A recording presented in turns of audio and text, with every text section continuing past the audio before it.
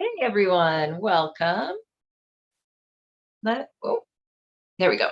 Welcome. Let me just start with who I am. My name is Mary Preston, pronouns she, her. I am a marriage and family therapist licensed in the state of Colorado, and I was raised Catholic. And so now as a person who has deconstructed over time, I'm going through the Bible, the beginning to the end. They call that traditional method. And I want to do it from a secular standpoint. So from the standpoint of so normally when I was raised reading the Bible, I was taught that it's the inerrant word of God, that everything that's in there is not to be questioned, and everything that's in there is the truth. So what I wanted to do now after deconstructing is to take a look at the Bible like just as a book. Like what's really in there? Let's take a look at what's written in the Bible and what are the stories, like how are they actually told. And so today we're going through Genesis 1 through 3, which includes the creation story, or stories, which I didn't actually realize there were two stories. So the first time I was reading it, I was real confused. And again, it's supposed to be the inerrant word of God. So these two creation stories actually don't jive together. They don't line up, but we don't question that. And then also what I've called the eviction of Adam and Eve, because I was tempted to put the fall of Adam and Eve the way that they are described in Christian literature, but truly it's more of an eviction. We'll talk about that when I go through it. Before we get started, just a quick welcome and an introduction. I am using frequently the King James Study Bible. This is a fantastic Bible, King James Version, but also with tons of notes by authors who are writing to Christian folks who are looking for guidance in how to interpret it as God-fearing folks. And so it's really interesting to see what they want you to get out of certain verses. I can't explain all of it. It's why it's taking me so long to go through Genesis already, because it's bizarre and fascinating. Anyway, that's the Bible I'm using. I'm also, one of my friends introduced me to the Skeptic's Annotated Bible, which is fabulous. It's doing a lot of what I'd like to do, which is looking at the Bible from a skeptic's point of view. And so they look at where there's inconsistencies, where God's kind of a dick, where there's cruelty, violence. They also give a thumbs up to things that are actually, like good stuff, good messages. And they do a lot of numbers. They count like number of women in the Bible, and like they do some data collection and presentation, which is super fun. So I highly recommend getting both of these Bibles because they're great. I also have, and I don't have it right in front of me, but I have my children's Bible, and that one's a whole. I couldn't get myself to bring that. I'm sure I will bring the children's Bible when it comes to Noah and his story. But anyhow, so those are the books that we're using. I have decided to add, because I thought this would be super fun, to add a homework item. So if you sign up for my email list, and believe me, I am not a big spammer. If you sign up for the secular Bible study list, that is the only thing you will get. You will get information about when the meetings are. And what the homework is, what the reading assignments are. You will not get any other information unless I think something is like super important, which honestly would be really rare.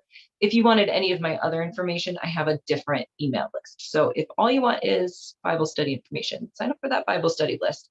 And that way you can be prepared for, every meeting that we have. You can have a heads up on what I plan to talk about. I would love in the future for folks to show up live with me on Zoom so we can have a conversation. We're just getting started. So I understand that sometimes folks are a little shy, and not too many people right now are signed up for my email list. But hopefully in the future that will change. We'll get a couple of brave folks on here to have a conversation instead of just me talking to you, which I think would be way more fun to have a little group. Let's see, Bibles, homework. Okay, let's get into it. Creation story. So I feel like when I was younger, I had a real clear picture of the creation story, right? Um, and when I went to read the Bible, I had kind of forgotten the order of events. What was fun to do was read the King James version of the Bible, and then the interpretations of what like each verse meant. And let me tell you, they do some real gymnastics to get like the rules that we hear from the Catholic Church, the Christian faith. There, anyway.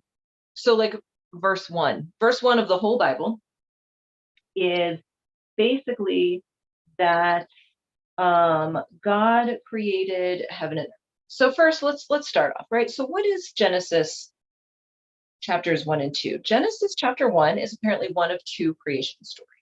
And I'm assuming, because it's not written in here, but I'm assuming that God and his friends were just chilling, having some beers, drinking some brews, maybe playing some golf, chatting, having a good time. And they were like, what would be great is to have a new world, right? Because this is, I don't know where it came from otherwise, and what God was doing before he created the world, something, I guess.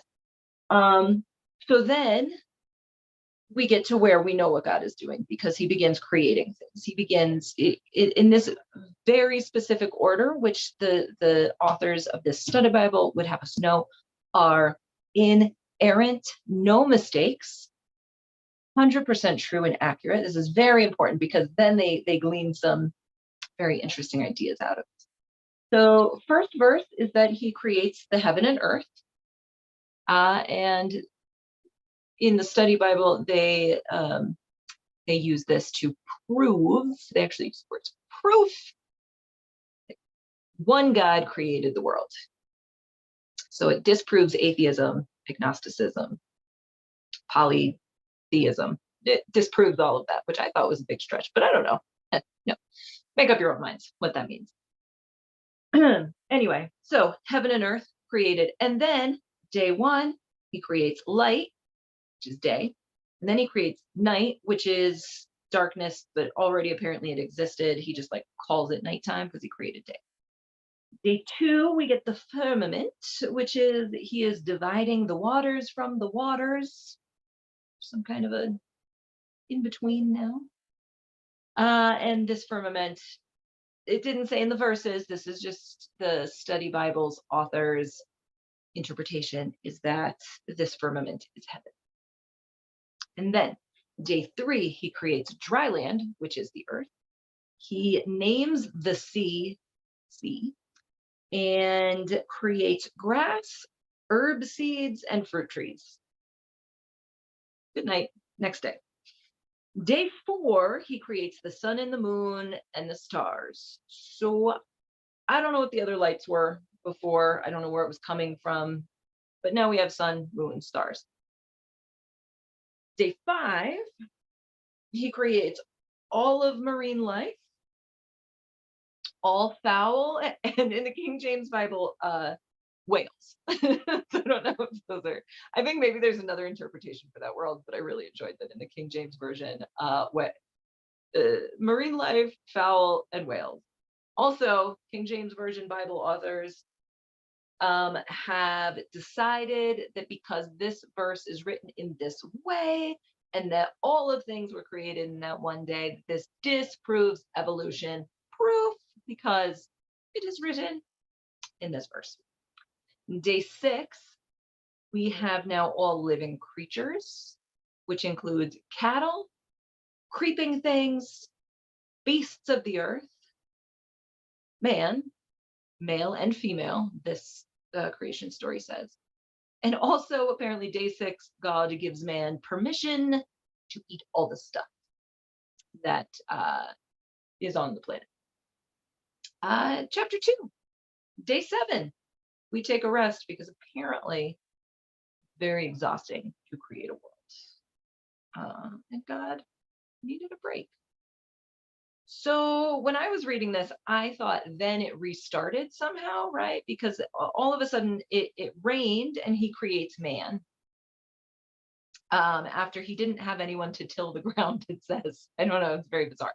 Anyway, so chapter 1 is days 1 through 6. Chapter 2 starts day 7, which says that God takes a rest and then creates man, and then creates woman, and he cleaved them, which we're assuming is the first marriage, right? Adam to woman who has not yet been named, and says to Adam, "Don't eat from this tree or you will die." Okay, so creates Adam, drugs him, puts him to sleep, takes a rib, makes woman, says, "This gift is for you, Adam, so that you have somebody to hang out with." And also talks to him about the trees that exist. Are they already there? Yeah. Okay. So they're already there in chapter 2. So the trees are in the garden that he has given to Adam, or that he sticks Adam in. I don't know. There's like a garden with all plants and trees, and he says, "Adam, my first baby." He doesn't say that. He said, just tells him, "Don't eat this." But in my mind, right, I'm like, Adam is new. He is like 1 day old. He's a little baby. He says, "Adam, don't eat of 2 trees. One is the tree of life, and one is the tree of the knowledge of good and evil." He says, "Any other trees, go ahead. Don't eat from these 2 trees." And then he makes Eve, by the way. So he tells Adam this. Then he makes Eve. And then we go to chapter 3, right? And this one, we get a basic idea of this story. I think they try to tell it fairly accurately. It's more the interpretation that we differ on. So snake shows up, serpent shows up, and he's like, "Nah, Eve, you can eat from whatever tree in this thing you want, right? You're not going to die." And that's what he says very specifically. He says, "You won't." Eve is like, "Oh, I can eat from any of these trees except these 2 trees. If I eat from the trees, we die." And the snake is like, "Actually, you won't die if you eat from those, right?" And he says, "You'll just have knowledge if you eat from those trees." Um, so Eve eats some fruit, Adam eats some fruit, and voila, actually, they don't die. Interesting. So a side note, before we go into the rest of the story, God says, "Eat from this tree, you will die." Snake says, serpent demon says, "You won't die." And which one of these 2 folks is telling the truth? The serpent actually is the one telling the truth, because they don't die. Just an aside. Who's the truth teller in this whole thing already? Um, and then of course, right? So now they've eaten from the tree. Now they have knowledge of good and evil. Now they're like, "Oh my God, I'm naked." And so they get some fig leaves, they cover themselves up, and they hear God, and they're like, "Oh my God." Right now they know the difference between good and evil. And when God shows up, they're embarrassed because they're naked. They're ashamed. And also they're like, "Oh shit, I ate from the tree. I shouldn't have eaten from the tree." Because now they know good and evil, right and wrong, right? Um, and I wrote in my notes, God's like, "You assholes," and kicks them out, right? He gives them terrible punishments that will last generations. Um, let's see, Eve's punishment is that childbirth and labor are horrifically painful, and I'm assuming that they also meant monthly cycles, right? Just tons of pain. This is your punishment, Eve. Adam, I believe he says, like, "You'll return to dust," and now there's thorns and things on, right? So it's like they were living in the garden and everything was real easy and chill, and like there was just fruit and vegetables and animals to eat, I guess, if they were eating animals at that time. And I don't know why they were, if they had lots of fruits and vegetables, but whatever. But now there's thorns and animals are kind of mean. And also, by the way, you can't live in the garden. So God kicks him out of the garden, puts some posts, some angels, I think. I don't know. So put somebody in front of the garden with swords, not allowed to return. Do not come back to this garden. Whoa. Okay. So that's basically chapter 3, right? And then we have more of Adam and Eve, but like this is the important, like this the end of their story that I want to talk about right now. Creation story, whatever. I mean, they're talking about it's inerrant. Okay.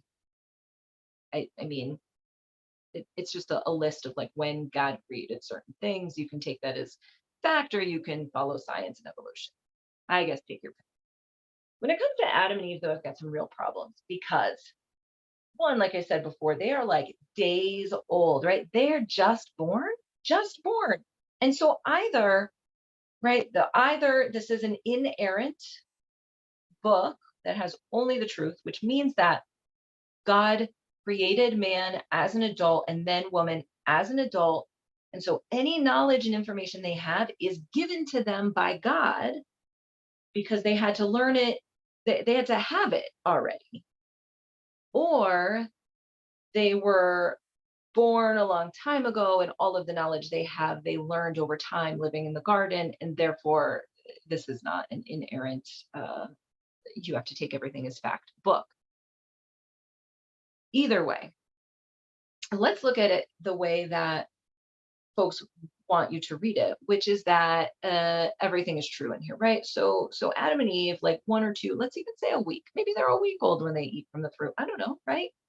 But all of the information they've gathered is either from what they learned from the day they were created or what God gave them, right? So days old information and information from God. Then, right? And so God is like, this is an amazing place, right? And he lies to them. He says, if you eat from this fruit, you'll die. This tree, you'll die.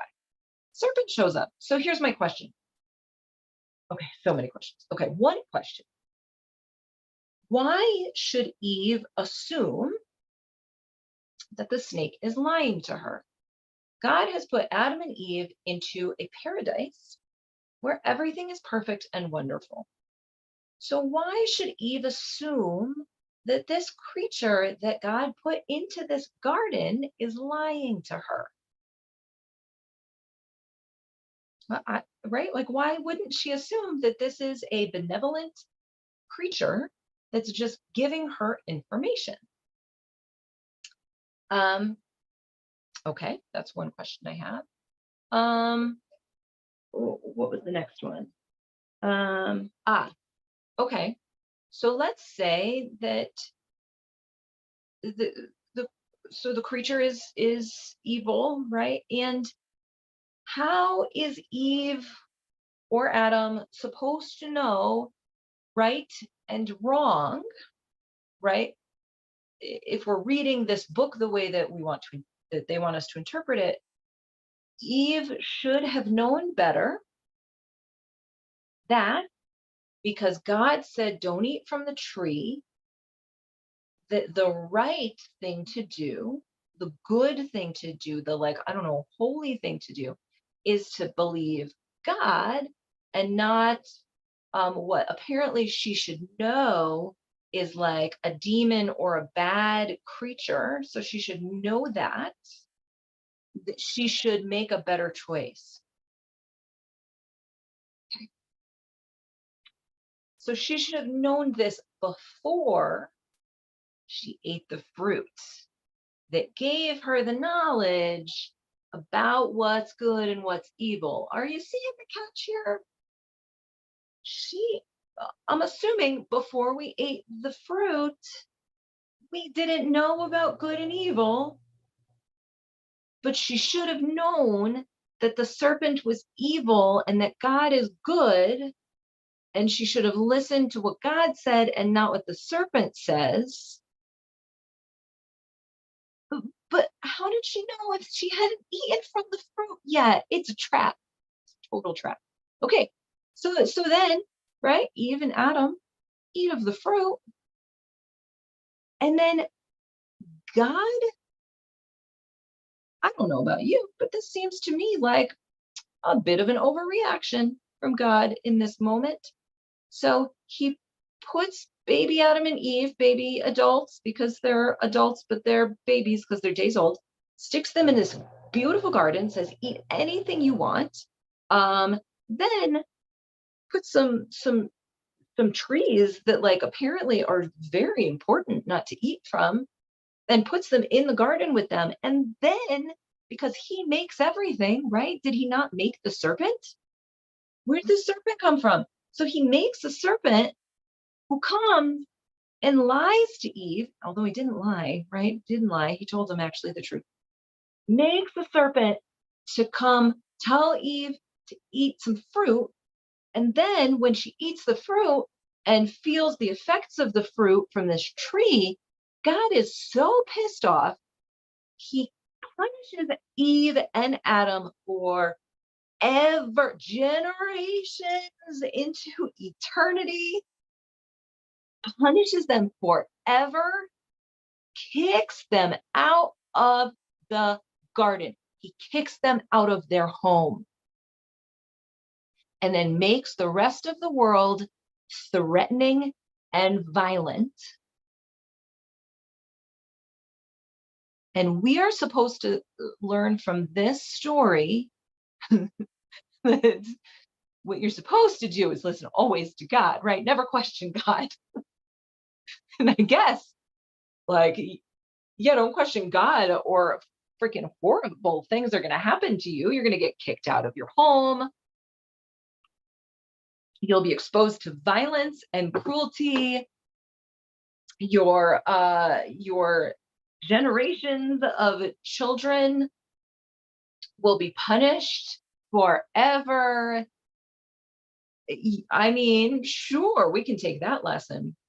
We can also look at this as like a very questionable being, this God that they have that they're talking about in here. He set them up, right? He created them, first of all, created them, gave them all of the knowledge they had, set them up with they call it a test, which is really just a trap, with a being given to them by God. So I'm assuming, like, if it were me, I would assume God gave me all this good stuff. So I'm assuming this is also a good creature, right? He shows up. This test tells me actual truth that this is what's going to happen. And why am I going to assume that any of this bad stuff is going to happen? I eat from the fruit and God punishes forever. God is a dick in this story. He's such a dick. Why would you do this? What is your purpose for any of this? And why do you choose, if you read this story, to read it as a lesson about listening to God versus a lesson in how not to be a dick and set your children up for failure, and then to punish them for generations after? Why do we choose to read it? Why do Christians choose to read it in the one way? Because they go into it with this idea that God is always good, he is always right. Everything in the Bible is written for a very specific reason. When you go in with that, you go in blind. You go in with a filter that shows you only what you want to see. Why would you even want to see that? But regardless, it only shows you one version. And then you have to do mental gymnastics to figure out, how is this good for us? How is this eventually good for us? How does this set us up for success? Oh, how are we supposed to thank God in this story for all of the good that he has done for us?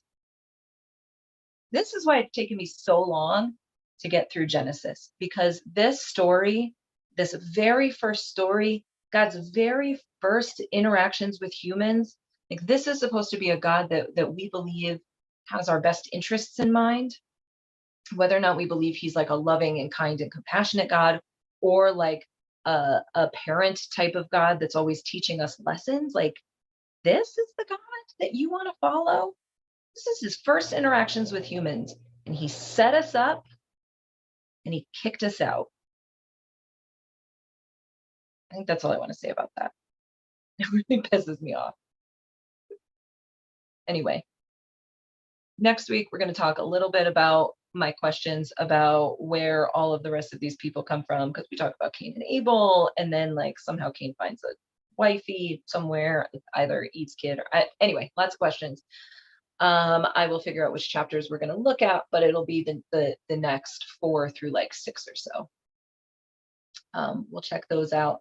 I would love to hear your thoughts. I would love to hear your comments, your feedback on the creation story and the eviction, what I call the eviction of Adam and Eve. That's all. Can't wait to hear your comments. Join me next time. Sign up for the email list. I'm going to figure out how to make a link. Maybe it's right here. I don't know. People always point.